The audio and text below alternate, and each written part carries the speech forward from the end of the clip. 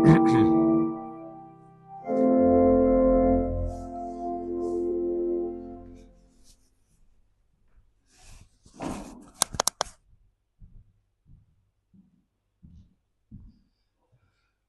da, a chroeso mawr i chi gyd i'r Wyddfa pnawn yma yn yr eglwys yma. Mae nifer o'r cyhoeddiadau wedi bod ar y daflen. Mae'r Wyddfa'n, mae'n rhai cyfarfodydd yn ystod yr wythnos. Mae'r criw agor y llyfr wrth i fod yma'r cwrdd gweddi nos fory. Mae ffrindiau bach yn cwrdd yn fan hyn y bore dydd Mawrth. Mae'r gornel glud wrthi dydd Mercher. Felly mae'n nifer o beth ymlaen. Ydyn dydd nesaf wedyn, fel arfer, addoli yn ganolfan yr Eglwys Newydd yn y bore, a wedyn nôl yn fan hyn wedyn yn y prynhawn. Felly dyna ni'r rhaglen ar gyfer y wythnos i ddod. Croeso mawr, diolch yn fawr i chi.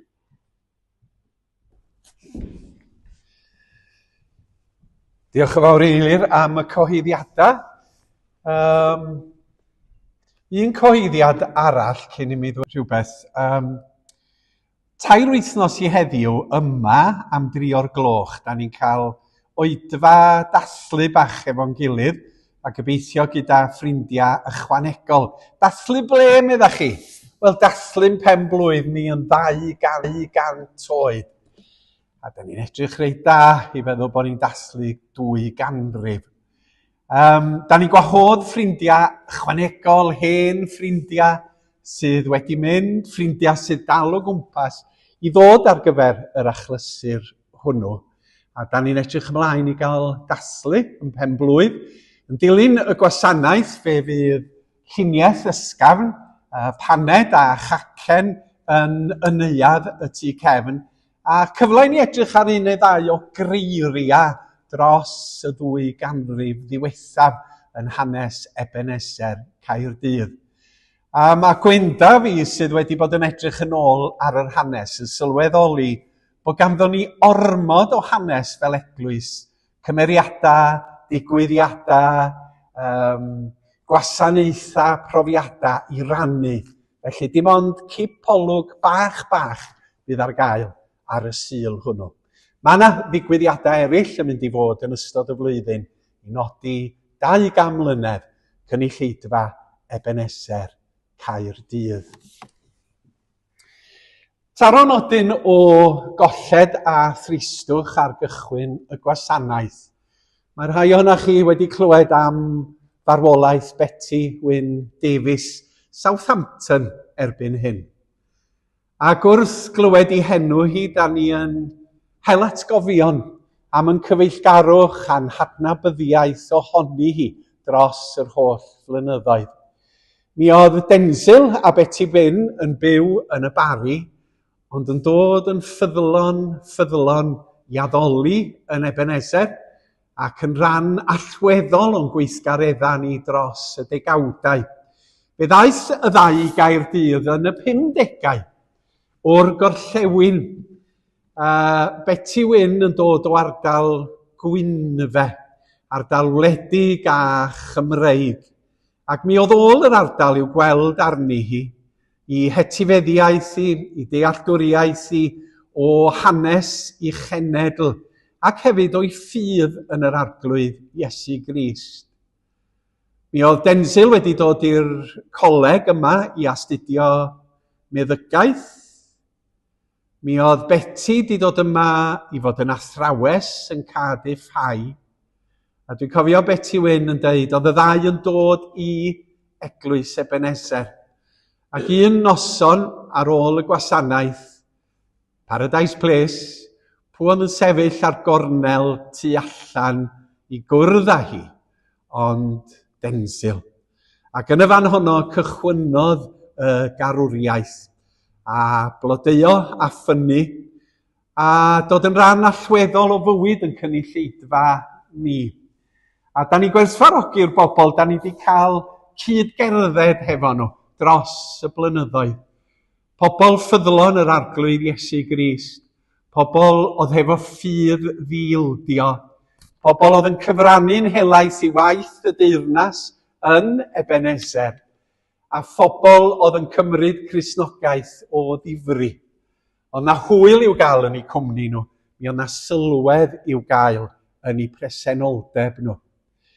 Dwi'n mynd rhoi teyrnged i Betty Wyn, ond da ni'n gallu sôn am eu heilioni nhw, am eu bywiogrwydd nhw fel cwpl, am eu cyfraniad nhw i'r gynulleidfa hon, ac am y croeso gwresog oedd i'w gael ar eu heilwyd nhw yn y Bari. A pan ddothon ni yma, Vicky a fi yn mynd i gael cinio dydd Sul, tywysogaidd ganddyn nhw. Ac o'n i'n dweud y bore yma, nid un pwdin oedd gen Betty Wyn, ond o leia 3 pwdin ar yn cyfer ni. Grymbl a chwstard a treifl a hufen iâ, bob math o ddanteithion.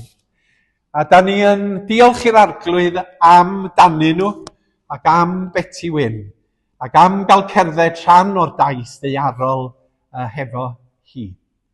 Wrth gwrs, da ni yn cydymdeimlo hefo'r teulu yn eu colled a'u profedigaeth, ac yn meddwl yn arbennig am Helen a Paul a'i teuluoedd yn ei galar ar hyn o bryd.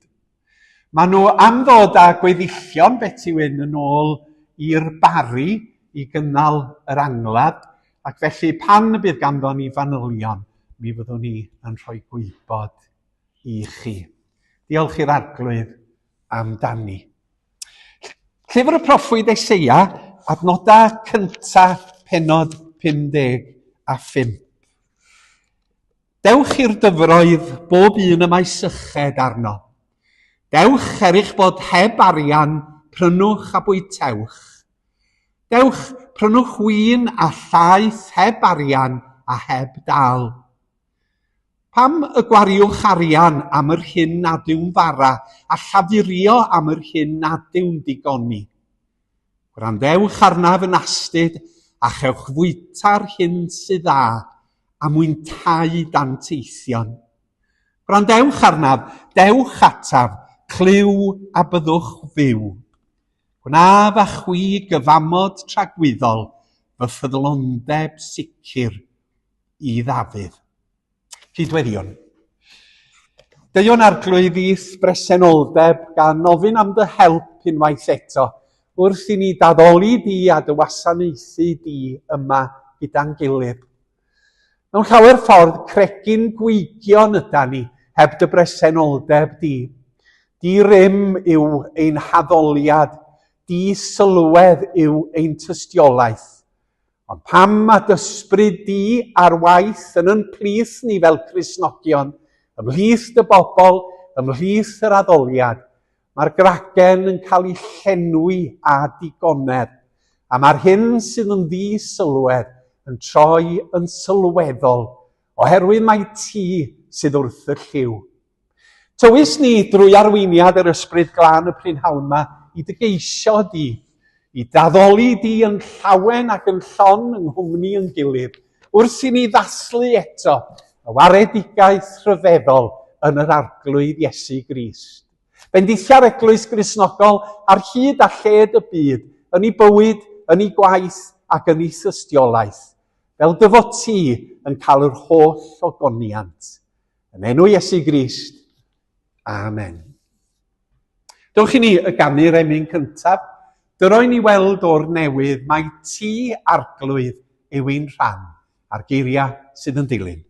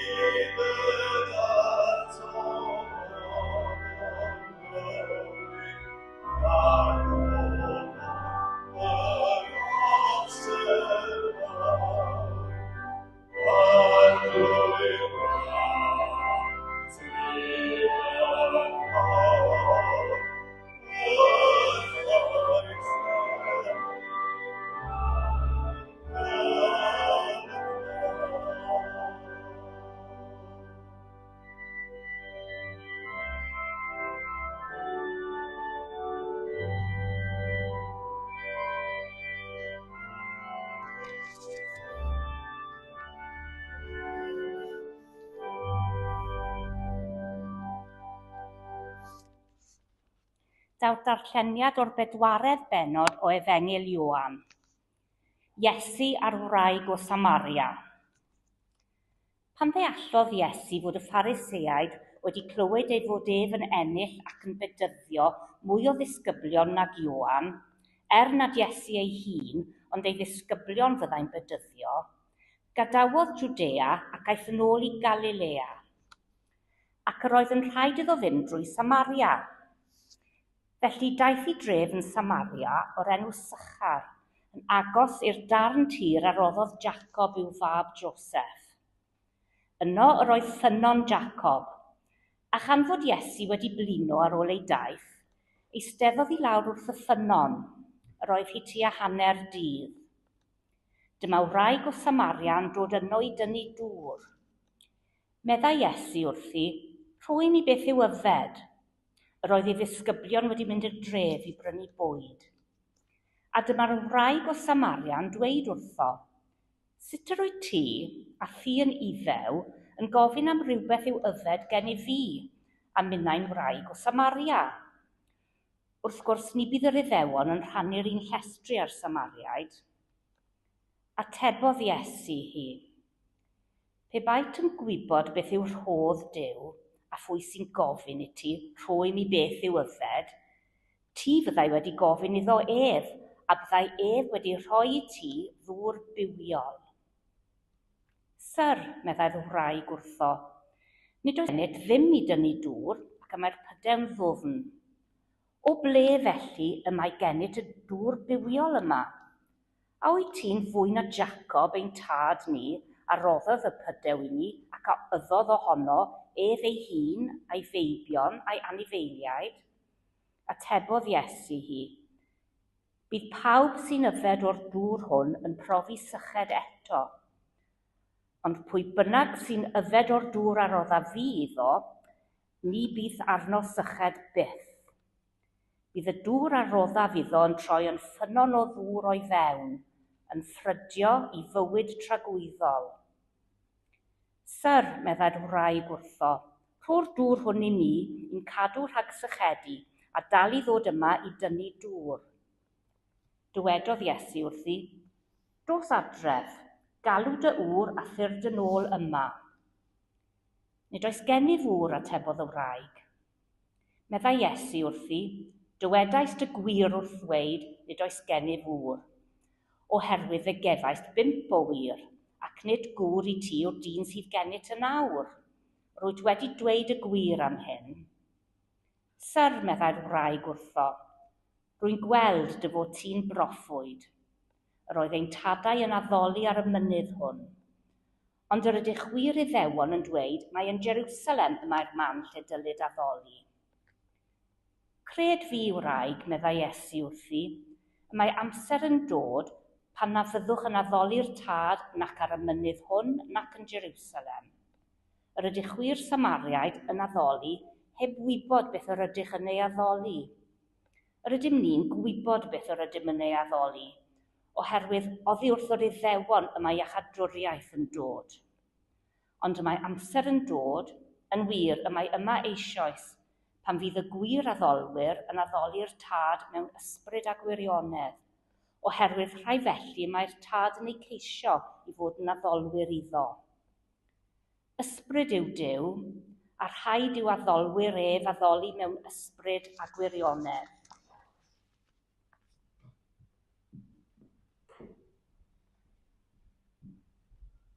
Diolch yn fawr i ti, Gwenda, am y darlleniad. Byddwn ni'n dod ato fo'n y man, ond oedd o yn yr atgoffa fi, chydig flynyddoedd yn ôl, nes i gyfarfod Rabbi Rose, Rabbi lle maen nhw'n synagog Uniongred yn Cincoed, a mynd allan am banad efo fo. A dyma fo'n gofyn fysa ni'n cael mynd i Costa. A dyma ni'n mynd i Costa Coffi i gael paned, ac oedden ni'n eistedd yno, ond fe fynodd o i fod o'n yfad allan o gwpan papur, a nid un pottery, lle, crochenwaith.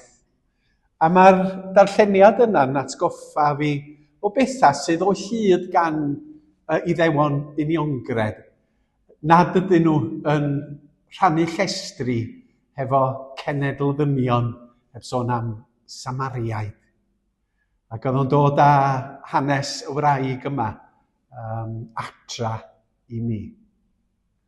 Dewch i ni blygu pen, a dewch i ni droi at yr arglwydd mewn gweddi.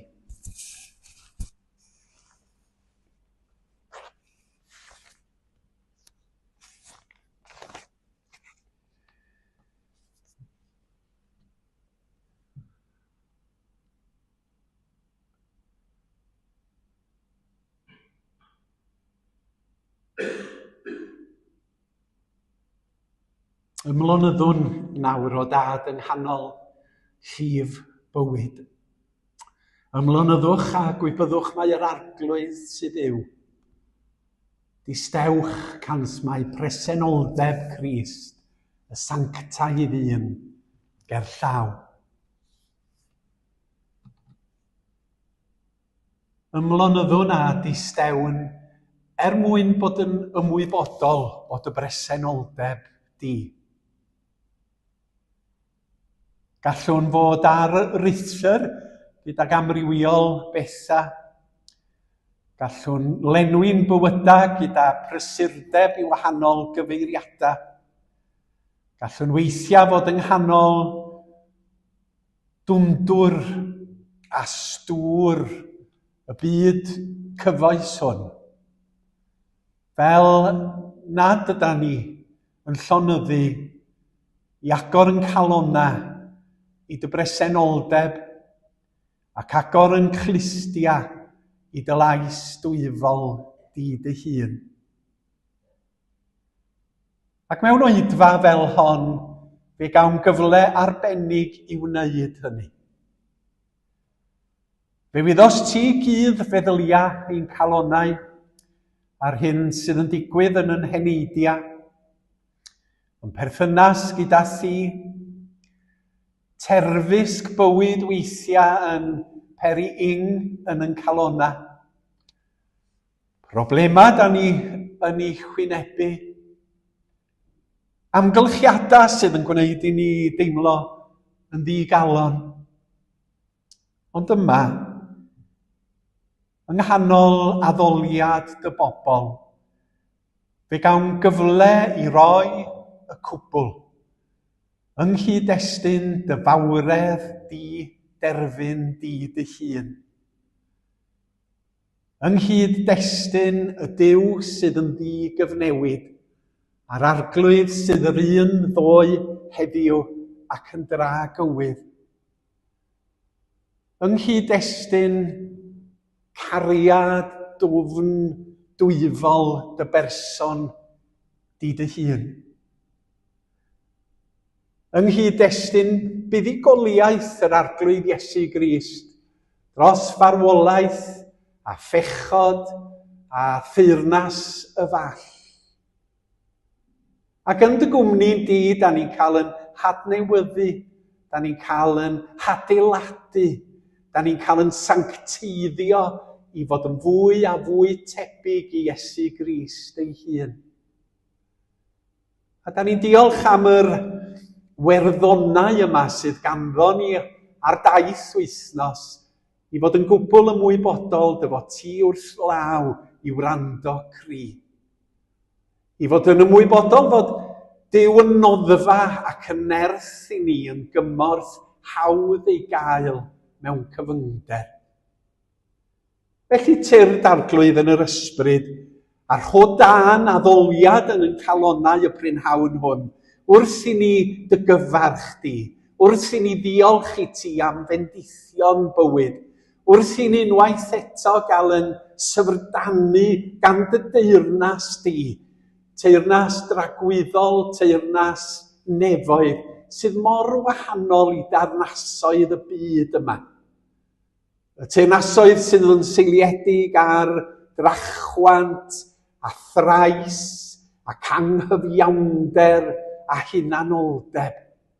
A da ni'n troi at yr Iesu a da ni'n gweld mynegiant mor wahanol yn llawn maddeuant a cadfwynder a theyrngarwch ac aberth Ac mewn addoliad, da ni'n sylweddoli, dyma di dy ffordd di, yn y datguddiad da ni'n gweld yn yr arglwydd Iesu Grist.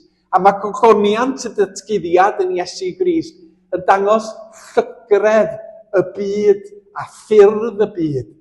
Lle mae ariangarwch a materoldeb a chreulondeb yn cael ei hyrwyddo, a llygredd o fewn i deyrnasoedd a gwleidyddiaeth a chwmnia. Ac yn yr Iesu, da ni'n gweld rhywbeth cwbl wahanol. Helpa ni mewn addoliad ac wrth fyfyrio'r dy gair i sylweddoli y gwirionedd hwn. A fod y datguddiad yn Iesu nid yn unig ar yn cyfer ni o fewn i'r blychas gwar yma ar y Sul, ond ar gyfer dynoliaeth yn ei chyfanrwydd. A dy fod ti wedi ymddiried i ni y gwaith o rannu y newyddion da. Ac felly, da ni'n gweddïo'n benodol ar i ti adeiladu dy bobl a dy eglwys a dy deyrnas ym mhob man. Da ni'n wantan iawn yn bywyd ysbrydol yn aml.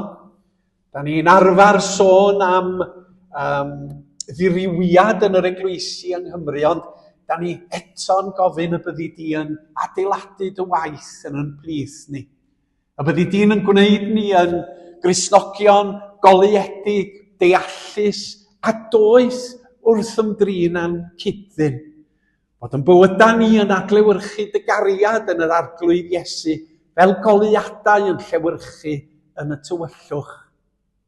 Edrych arna ni, Dad, a llew ti'n gweld ni yn wan, nid i roi cryfder i ni.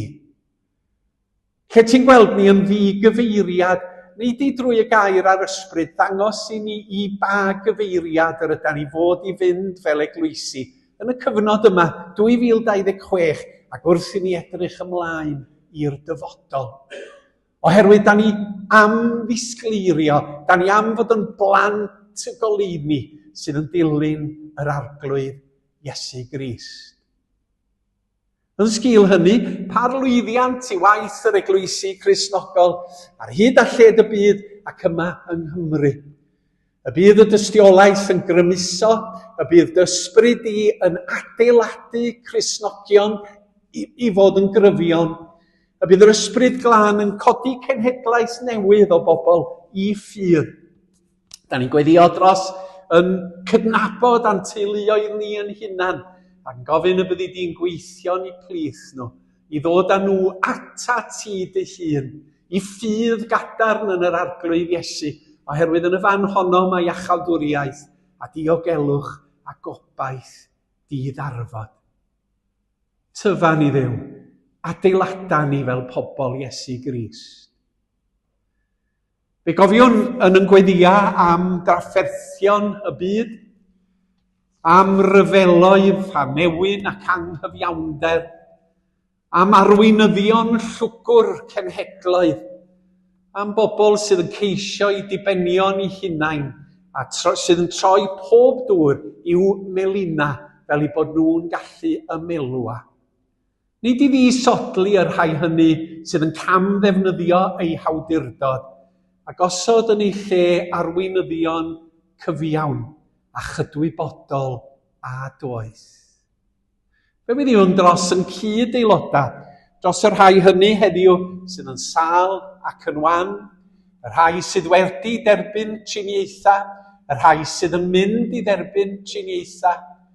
Fe fydd yw'n am iechyd corfforol, fe gyflwynwn y rhai hynny sydd yn dioddau o gyflyrau iechyd meddwl, a teimlo bod baich bywyd yn rhy drwm ar ei ysgwyddau.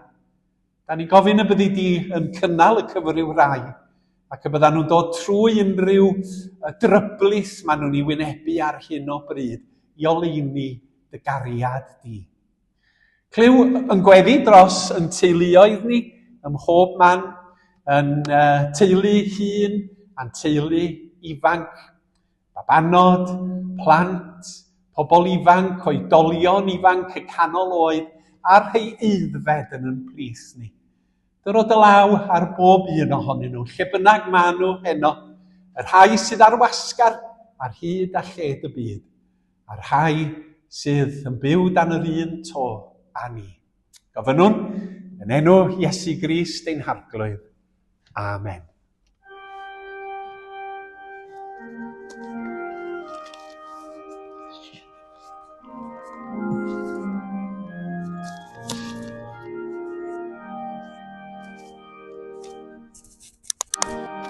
Ein tad yn y nefoedd,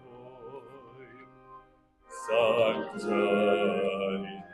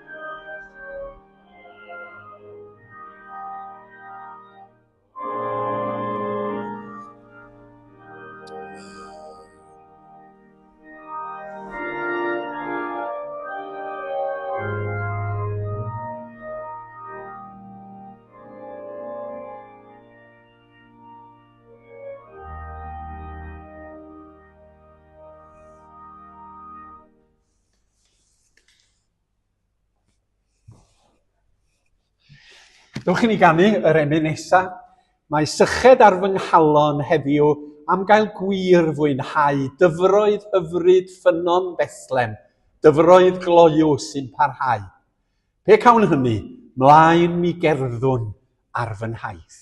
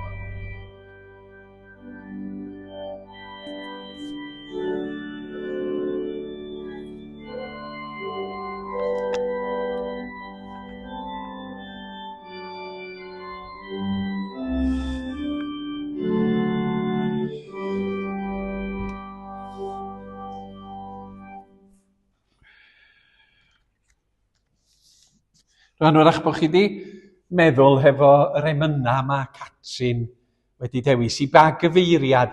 Dwi'n gadael merched y Beibl rwan tan ar ôl Gwyl Ddewi, a fyddai'n dod nôl at ferched y Beibl bryd hynny.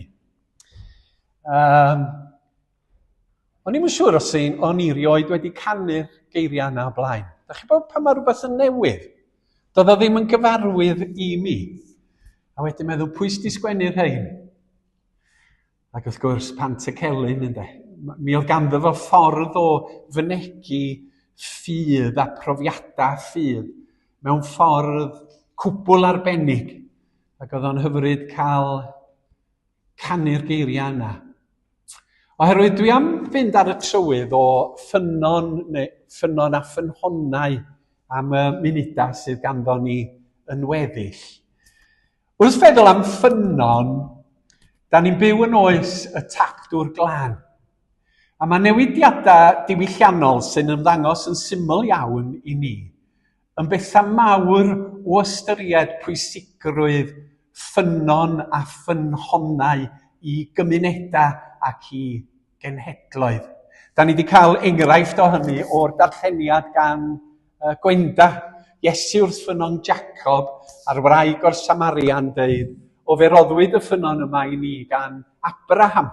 Oedd yn mynd nôl ganrifoedd, a bod yna arwyddocad yn yr Hen Testament a'r Testament Newydd i'r ffynon honno. A mae yna nifer o ffynhonnau pwysig yn y Beibl yn ei gyfanrwydd yn does. Oherwydd oedd ffynon yn gwbl hanfodol i fywyd. Oherwydd mi o'na ddŵr glân croew i'w cael yn y ffynon. A pan da ni'n meddwl am ardaloedd, rhai ohona ni sydd o Gaerdydd yn wreiddiol, a mae nifer ohona ni o ardaloedd eraill o Gymru. A swn i'n gofyn i chi enwch ffynon o'ch ardal Broch Mebydd. Dwi'n siŵr y byswn ni'n cael atebion amrywiol. Fedrai feddwl am un neu ddwy yn ardal Bangor. Fedrai feddwl am stori Malcolm Thomas ynglŷn â ffynon oedd yn parhau ar ôl iddyn nhw agor yr gwaith glo. Ond na ddim byd o'r eiddo a'r tai ar ôl. Gewch chi sôn wedyn, Malcolm, os oes na rhywun eisiau gwybod. Yr unig beth oedd ar ôl erbyn hyn ydy'r ffynon oedd yn llifo. Ac mi oedden nhw yn bwysig, yn frith, wel mae Wellfield Road yng Nghaerdydd. Mae yna ffynon, ac os ewch chi Coffi One Wellfield Road, maen nhw wedi rhoi hanes y ffynon ar y wal yn fanno. Nid dewis rhyw enw o'r awyr ddarin nhw, ond oherwydd bod yna ffynon yn bod yn y cyffinia yn Penylan yn y fan honno.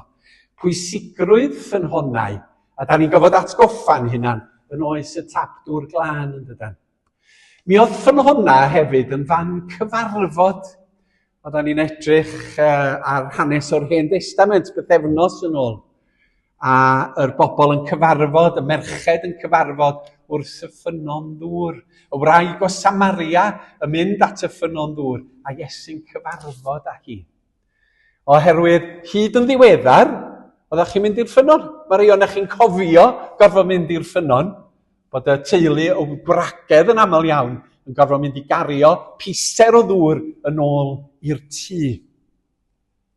A mae yna lyfrau wedi cael ei sgwennu, Ffynhonnau Morgannwg er enghraifft. Llyfrau'r Werin yn gyfrol ddifyr iawn ynglŷn â hanes anodweddion ffynhonnau yn Sir Morgannwg. Nes i edrych mewn cyfrol arall, ac oedd o'n sôn am ffynhonnau Llanwrtyd. Wel, mae olia un ohonych chi o'r cyffinia Llanwrtyd. Mair Hughes yma yma. Bod yn yr ysgol yn Llanwrtyd, pentre Tŷ Gwyn. A mae'n sôn am y ffynhonnau. Roedd dŵr ffynhonnau Llanwrtyd hefyd yn dda at glefyd y galon. Cyn yr NHS. Darganfuwyd rhinweddau meddyginiaethol ffynon Dol y Coed yn 1732 gan un a fy'n ficer yno o 1732 tan 1767, sef y parchedig Theophilus Evans. Gwelodd lyffant yn nofio yn y dŵr drewllyd, a meddyliodd, os oedd y dŵr yn niweidiol, os nad oedd y dŵr yn niweidiol i'r llyffant, ni fyddai'n niweidiol iddo yntau y chwaith. Roedd yn dioddef o'r clefri, sef sgyrfi, o lot o longwyr yn cael sgyrfi ar deithiau hir ar y pryd, a dechreuodd yfed y dŵr yn rheolaidd. O fewn 2 fis roedd yn holliach. Ym 1738 ysgrifennodd erthygl i'r St James's Chronicle yn sôn am y ffordd yn bydd defnyddio'r dŵr gan olchi gorff ynddo bob dydd. Bu William Williams, Pantycelyn, yn giwrad i Theophilus Evans yn Llangamarch 1740, 1743, a chredir mae'r ffynon hon fy'n ysbrydoliaeth iddo ysgrifennu'r emyn. Heddiw, yr ffynon a agorwyd ar emyn yn y caniadur. Heddiw'r ffynon yn Caneuon Ffydd a agorwyd disglair fel y grisial clir. Y mae'n llanw ac yn llifo dros wastadedd Salem Dir, bro a bryniau, ac aeth brofi rhin y dŵr. Minnau ddof i'r ffynon loiw, garddodd allan ar y bryn, ac mi olcha fennau deuog ganwaith yn y dyfroedd hyn. Myrdd o feiau, daflau lawr i rym y dŵr. Allwch chi'n sgwennu pethau fel hyn wrth sôn am y tap, na allwch, neu am y gawod. Di o ddim yn bosib nac ydi mewn gwirionedd. Felly mi oedd ffynhonna yn bwysig. A da chi'n gwybod bod gynnau ddiddordeb yn y 4edd ganrif ar 15, a bod gynnau gasgliad o gofiannau arweinyddion Cristnogol. Ac un o'r hoff gofiannau fi ydy cofiant David Williams troed Rhyw Dalar. David Williams oedd yn efengylwr ac yn blanwr eglwysi, ac yn un o genhedlaeth arbennig o arweinyddion Cristnogol yma yng Nghymru. Nhw ddari wneud y gwaith calad cyn y twf mawr yn y 4edd ganrif ar 15. Gwynebu erledigaeth, crwydro, cerdded, pregethu, cynnull pobl at ei gilydd. A mi oedd David Williams, da chi bod, yr bobl oedd yn yr un genhedlaeth oedd Williams o'r Wern, Christmas Evans, daeth i lawr yma i Gaerdydd, John Elias i fyny yn Sir Fôn, yr hynod ddoctor Arthur Jones, Ebenezer, Bangor, Azaria Siadrach, Lewis Rhys, Mynydd Bach Abertawe, a Llanbryn Mair, oedd o'n picio drosodd i Llanuwchlyn, Benjamin Jones, Pwllheli. Ond na doreth ohonyn nhw, ac oedd na rhywbeth tuff amdanyn nhw. Nid mewn ffordd gas, ond oedden nhw'n wydyn yng ngwyneb gwrthwynebiad i'r pregethu. Ac oedden nhw'n dal ati. A mae cofiant, os gewch chi gyfla, David Williams troed Rhyw Dalar yn werth i'w ddarllen. Ac yn ei gofiant, mae o'n sôn am y ffynon yn Llanwrtyd. A mae o'n dweud fel hyn, neu mae'r cofianydd yn dweud, tua yr flwyddyn 1833, ymwelodd gŵr tra dieithr ag ef. Ni wyddai beth oedd cystydd yn brofiadol. Y gŵr dieithr oedd Salwch. Okay? Ymwelodd gŵr dieithr ag ef. Ni wyddai beth oedd cystydd yn brofiadol. Ond tua'r un adeg hon, bu yn bur glaf, ac na fethodd ddilyn i gyhoeddiadau bob sapath. Dioddefau oddi wrth or-guriad y galon. Teimlau ei natur yn ymоllwng a chydau natur ymollyngau ei ysbryd. Tynnau ddarlun tywyll o ddyfodol ei deulu, wedi, fel y tybiau, y colli def, pan fyddai Mrs Williams yn weddw a'r plant yn amddifad. Hyn boenau i feddwl fydd a nos gan achredau fod yr un gobaith am ei wellhad, ymgynghorau ar meddygon, ond y gwbl ofer, Yr oedd hen lyfr meddyg Buchanan yn ei feddiant. Google yr oes yma. Peidiwch â googlo am eich iechyd. Ewch i weld doctor. Ond oedd ganddo fo lyfr Buchanan. A dyma fo'n edrych be oedd yn bod. Cafodd allan y gallai fod yn dioddef. Oedd hi wrth yr hypochondriau sblin. Chwiliodd eilwaith beth achosau y cyfryw. Pryd y cafodd y gallai fod yn sgyrbiwtic oddi fewn. Dwi ddim yn gwybod. Yna penderfynodd fyny gwybod beth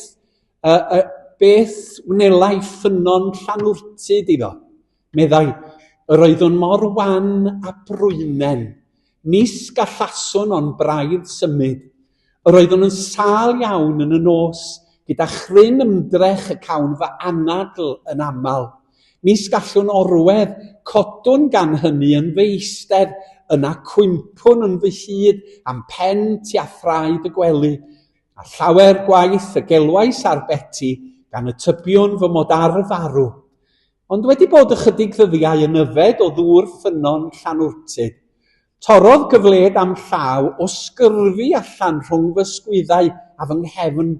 Daliais i'w yfed am ychydig ddyddiau ymhellach, a gadewais yn ddyn iach, ac ni theimlais byth oddi wrth y clefyd hwnnw eilwaith, yr hwnna ofnwn yn fwy na dyn a chleddyf.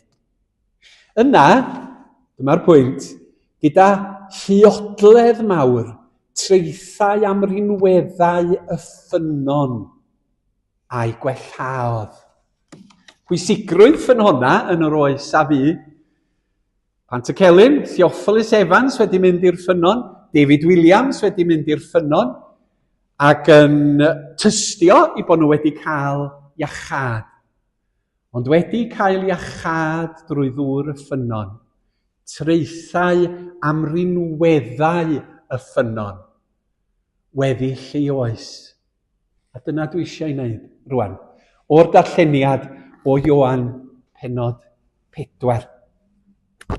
Oherwydd, yn y fan honno, mae'r Iesu'n sôn am y dŵr bywiol yn dydi. A mae o'n dweud fel hyn yn yr adnod, bedwerydd adnod ar 10, bedwerydd benod o Efengil Ioan. Mae o'n dweud fel hyn. Ond pwy bynnag sy'n yfed o dŵr a rodda fi iddo, ni bydd arno syched byth. Bydd y dŵr a rodda fi iddo yn troi yn ffynon o ddŵr o'i fewn, yn ffrydio i fywyd tragwyddol. Rwan, di'r arglwydd Iesu ddim yn deud i fod o yn ffynon. Ond mae'r arglwydd Iesu yn dweud fod yr hyn mae o'n roi i bobl yn troi yn ffynon o ddŵr bywiol o'i mewn. A dwi'n gofyn y cwestiwn wrth symud ymlaen, digon syml, pam fod pobl yn mynd at y ffynon? A beth ydy rhinwedd mynd at y ffynon? Pwynt cyntaf, diod. Mae'n hanfodol i fywyd gallu mynd at y ffynon. Meddyliwch am y bobl yn yr Hen Testament, yn yr anialwch, oedd y Pantycelyn yn mynegu gwres y dydd, a'r angen i gael ei disychedu. Oherwydd hyn a hyn o ddyddiad a chi'n gallu byw heb ddŵr. Mae rhaid i chi gael dŵr mwyn gallu byw a gallu byw yn iach. Mae dŵr y ffynon yn torri syched. Mae dŵr y ffynon yn hanfodol ar gyfer bywyd. Mae Amos yn sôn am y syched sydd yng nghalonna ac eneidia pobl. Fod pobl yn byw bywydau a does na ddim byd sydd yn torri eu syched nhw mewn gwirionedd. A maen nhw'n mynd ar ôl pethau mwyn dod â bodlonrwydd iddyn nhw. Maen nhw'n cerdded ar hyd taith anialwch bywyd a maen nhw'n teimlo angen trwy'r adeg am rhywbeth mwy a rhywbeth rhagorach. Dydy pethau materol ddim yn ei bodloni nhw. Di crefydda'r byd ddim yn dod â hapusrwydd iddyn nhw.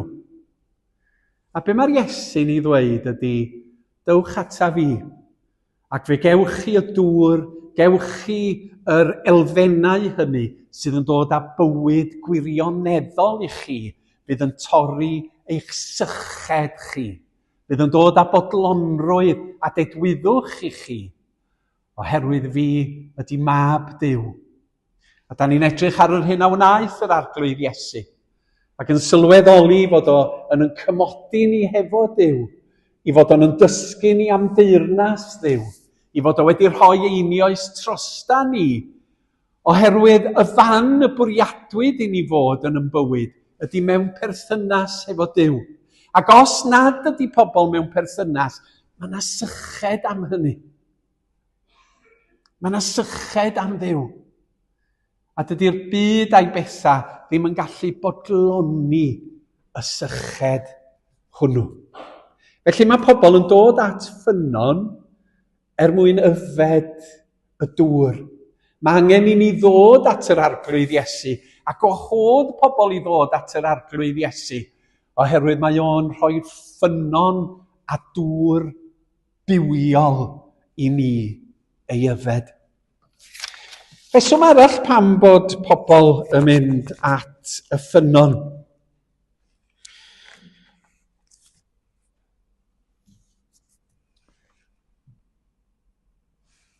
Da ni'n gweld yn hanes Theophilus a David Williams i bod nhw'n mynd at y ffynon mwyn cael iachad yn dydyn. A da ni'n gallu deall y ffordd yr oedd pobl mewn oes. Mae ganddo ni foddion a meddyginiaeth ac antibiotics a bob math o ryfeddodau meddygol erbyn hyn. Yn gwynebu salwch difrifol ac yn chwilio am ffordd i gwella'u hunan. Ac ers milenia mi oedd ffynhonna wedi dod yn ran, boed hynny'n wir neu yn goel gwrach o feddyginiaeth. Mae'n y Beibl dydy y gŵr yn Bethesda, eisiau cael iachad. Ac mi oedd llawer o ffynhonna Cymru, os newch chi ddarllen y llyfrau, mae'n deud be oedden nhw'n neud i chi. Fel da chi'n darllen paced o feddyginiaeth, a da chi'n deud, mae hwn ar gyfer dolur gwddw. Mi oedd pob ffynon hefo'i nodweddion. Felly os oeddech chi'n dioddef o salwch arbennig, oeddech chi'n mynd i ffynon Gwenffrewi yn Fflint sydd yn ffynhonna enwog iawn yng Nghymru. Neu, lle arall mae gennym ni ffynhonna? Trefryw, dwi'n gwybod am ffynhonna Trefryw. A mi oedden nhw'n eich gwella chi o ryw anhwylder penodol.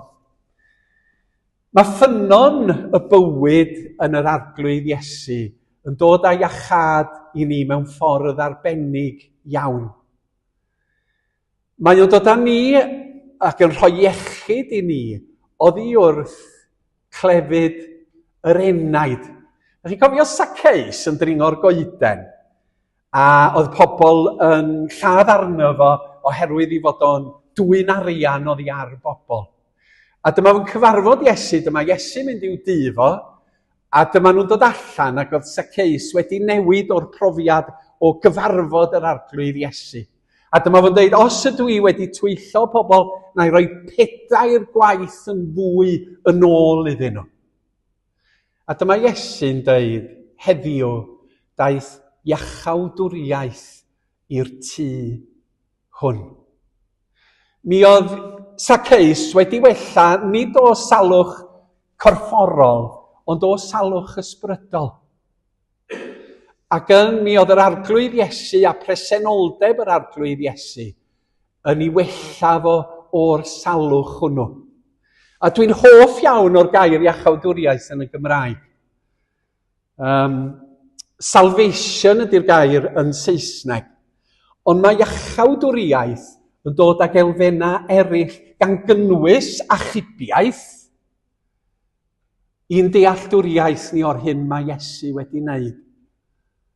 I fod o drwy pob peth a wnaeth, yn dod â iachawdwriaeth, bod pobl yn sal, yn ddigyfeiriad, yn golledig, heb yr arglwydd Iesu. A mae'r Iesu yn dod â iechyd i'n heneidiau ni.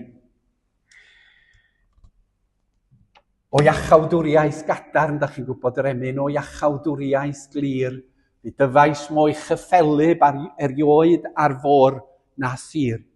A mae Iesu'n agor y ffynon i ni yfed y dŵr bywiol. Dwi'n cofio yn fachgen ifanc yng Nghapal Pendre, a ddigwyddodd hyn fwy nag unwaith yng ngweinidogaeth John Gwilym Jones. Mae Eilir yn cewn yma na, tad Eilir. A mi ddigwyddodd y fwy nag unwaith wrth fwrdd y cymyn. A mae gan John gof aruthrol fel llach chi'n disgwyl am emynau, heb sôn am farddoniaeth ac englynion ribyd i'r es. Ac yn ei weddi, dyma John Gwilym yn dyfynnu y pennill. A mae di aros efo fi trwy'r degawdau. Os ydych cofio i rwan. Na caid Calfaria fynydd, byth o'n cof. Na loesion mawr farglwydd, byth o'n cof. Na caid y bigog goron y weiwff o na'r hoelion. Na'r marw rhwng y lladron, byth o'n cof. Na'r dydd a gorwyd ffynon, byth o'n cof. Mae'r arglwydd Iesu yn agor ffynon o ddŵr bywiol ar ein cyfer ni. Na ddau beth yn weddill, a na i symud ymlaen yn sydyn. Da chi'n mynd at y ffynon i dorri'ch syched, da chi'n mynd at y ffynon i gael iachad, da chi'n mynd at y ffynon hefyd i ymolchi. Oedden nhw'n mynd i ymdrochi yn y ffynon, pan oedd ganddyn nhw'n cawod na tap, na bath hwylus mewn tŷ. Da ni mor freintiedig erbyn hyn yn dydyn, a da ni'n mynd sylweddoli y breintia sydd ganddo ni. Ond oedd pobl yn mynd i olchi'r bydreddi oddi ar eu cyrff mewn ffynhonnau. A mae'r Iesu'n yn glanhau ni. A mae ffynon yr Iesu'n yn glanhau ni. Oddi wrth ei ogrwydd, a drygioni, a pechod, ac yn gwneud ni yn lan. Fedrwch chi feddwl am emyn? Canna fenaid yn y gwaed a gaed ar galfari. A dyma elfen bendigedig o'r ffydd Gristnogol. Bod Iesu'n golchi ni o'n drygioni, a fod Iesu hefyd yn golchi ni o'n euogrwydd. Da ni'n teimlo'n euog am bethau. Ond mae Iesu wedi cymryd y pethau hynny arno fo ei hun ar y groes, fel yn bod ni'n gallu ystyried yn hunan yn lan. Da ni'n teimlo fel methiant, da ni'n teimlo yn bod ni'n gwneud pethau'n iawn. Hei, mae ffynon yr Iesu yn golchi ni o'r pethau hynny. A thrwy Iesu, da ni'n lan i allu symud ymlaen, heb y beichia sydd yn gallu gwasgu a'r euogrwydd sydd yn llethu pobl.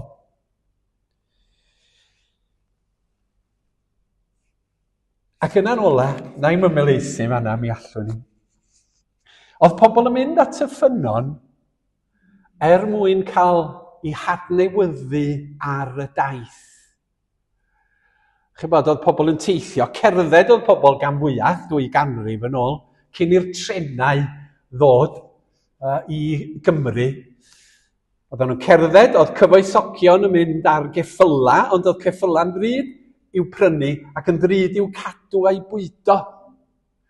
Ac o'n i sôn am y cymeriadau ar y dechrau oedd yn efenglwyr yng Nghymru ac yn plannu eglwysi.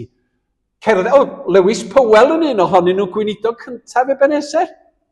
Mae'n deud yn ei hunan gofiant amdano fo'n cerdded i gyhoeddiad yn Abertawe ac yn codi yn gynnar eithafol yn y nos. A cerdded, dwi'n meddwl bod o'n 20 milltir fel yr hed y fran i Abertawe. A mae'n bwysig ar y daith bod chi'n cael dŵr. Ar y marathons mae yna lefydd i gael poteli o ddŵr. Mwyn eich bywhau chi, mwyn eich dehydratio chi ydy'r gair heddiw yma, de? Mae ffynon dŵr bywiol yr arglwydd Iesu yn hadnewyddu ni. Da chi'n dod i addoli o sul i sul. Mae hon yn elfen o'r ffynon. Bod ni'n dod at yn gilydd i glwad am gariad Duw yn yr Iesu. sydd yn cadw ni ac yn cynnal ni, am bresenoldeb yr ysbryd glân sydd yn ynerthu ni. Dowch i'r ffynon. Yfwch y dŵr mae'r arglwydd Iesu yn ei gynnig, ac fe fydd ef yn hadnewyddu ni am bywhau ni ar gyfer yr wythnos sydd i ddod. Cofiwch yr adnod, Ioan, penod 4, adnod 14, lle mae'r Iesu yn dweud, bydd y dŵr rodda fi iddo yn troi yn ffynon o ddŵr o'i fewn, yn ffrydio i fywyd tragwyddol. Mwyn i enw. Amen. A dewch i ni ganu yr emyn olaf ac emyn am y ffynon. O'r nef mi glywais newydd, fe'n cododd ar fy nhraed, fod ffynon wedi ei hagor i gleifion gael iachad a'r geiriau sydd yn dilyn.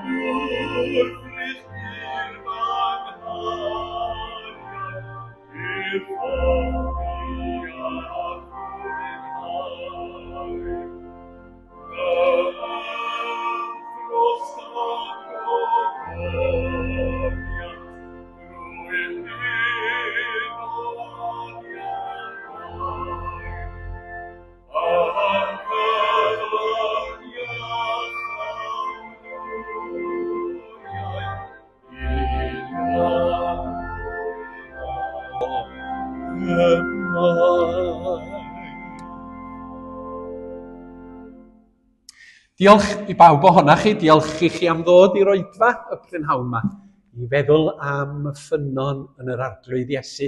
Diolch i rai sydd wedi helpu Gwenda, a Geilir, a Catrin wrth yr organ. Diolch o galon i chi am eich cyfraniad. Gawn ni roi'n gofal i'r arglwydd. Gras sy'n harglwydd Iesu Grist a chariad Duw, a chymdeithas yr ysbryd glân a byddo gyda chwi oll, o'r awr hon hyd byth. Amen.